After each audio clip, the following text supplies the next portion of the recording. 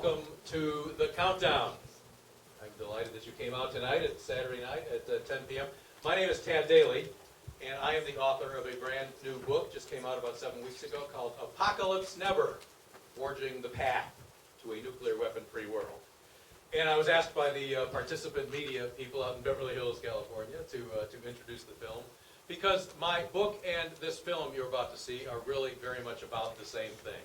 Both are about speaking not to experts and wonks and scholars and specialists, but to ordinary citizens, real people who care about the fate of the world.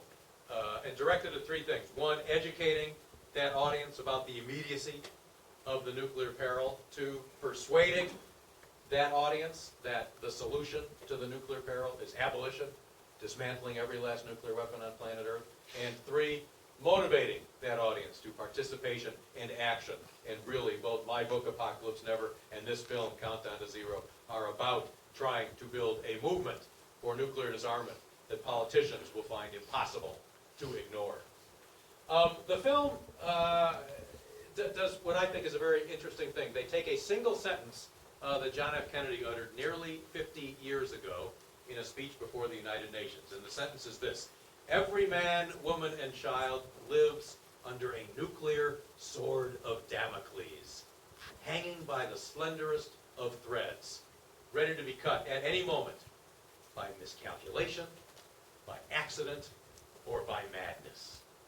And then 50 years later, this film, and indeed my book, kind of takes a not dissimilar approach, even though it doesn't use that quote, but talks about A, the danger of nuclear terror and how likely it is that Osama bin Laden or one of his henchmen might get their hands on an atom bomb and set it off. And believe me, Washington, D.C. is undoubtedly target number one.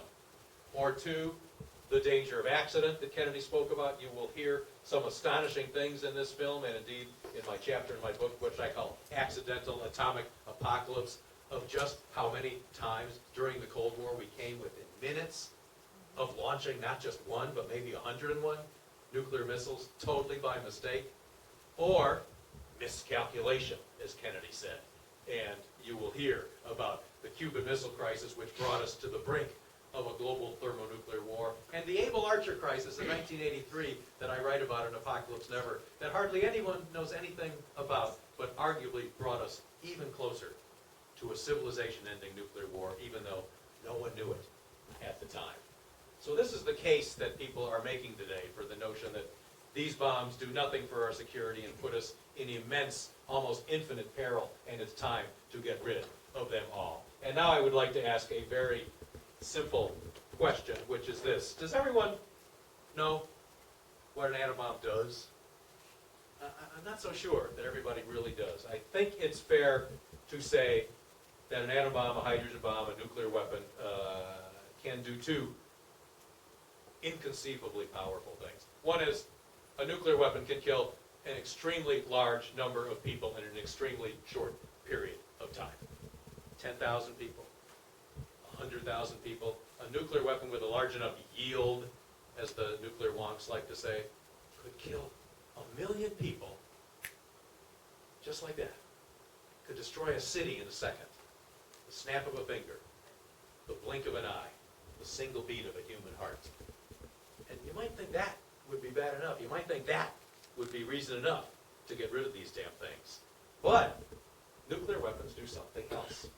Nuclear weapons also, and I think everybody understands this, they spew out this thing called radioactivity, and they create radioactive dirt and dust and debris that can go dozens of miles into the sky and be blown hundreds of miles in any direction, depending on the winds, and then rain down on unsuspecting victims like a fine atomic fairy dust sprinkled upon us all. So I have recruited Mina from the audience. She's been very gracious. I gave her about 10 seconds notice, and she granted my request. Mina is going to share with us a reading from a woman who was a South Pacific island, a South Pacific child, I should say, in 1954, living in an island on the South Pacific when the Americans tested a hydrogen bomb hundreds of miles away, but the radioactive dust fell on her. And this woman, many years later, testified about the effect that this nuclear test had on her community and on her life. It may not be delighted if you would share that with us. Why don't you stand, Mina, please?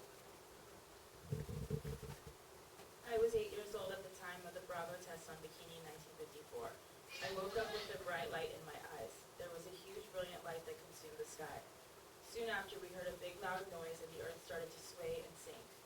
A little later, it began to snow in Rongelap. We had heard about snow from the missionaries, but this was the first time we saw white particles fall from the sky. We kids were playing in the powder, but later everyone was sick and we couldn't do anything. My own health was suffered as a result of radiation poisoning. I cannot have children. I have had 7 miscarriages. One was severely deformed. It had only one eye. Many of my friends kept quiet about the strange births they had.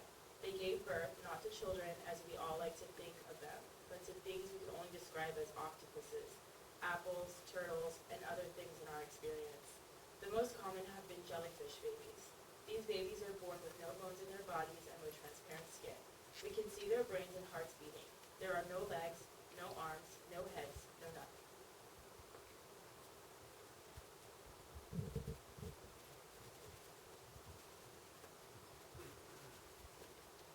Nikita Khrushchev said very famously, after an atom bomb goes off, the survivors will envy the dead.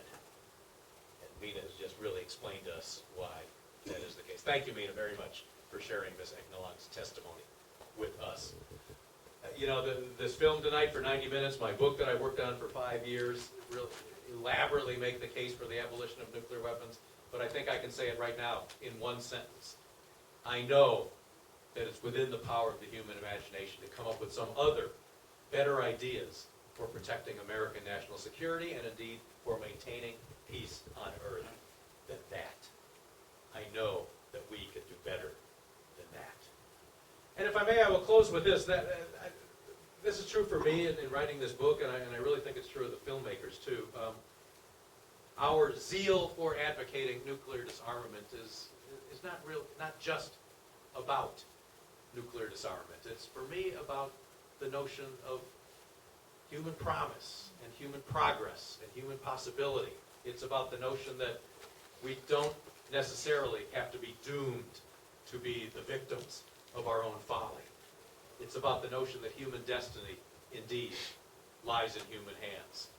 And so that is why I, in writing this book, the makers of this film, Countdown to Zero, and many, many other people are really trying now to build a movement to dismantle every last atom bomb on planet Earth. Because, as Victor Hugo said, no army can withstand the strength of an idea whose time has come.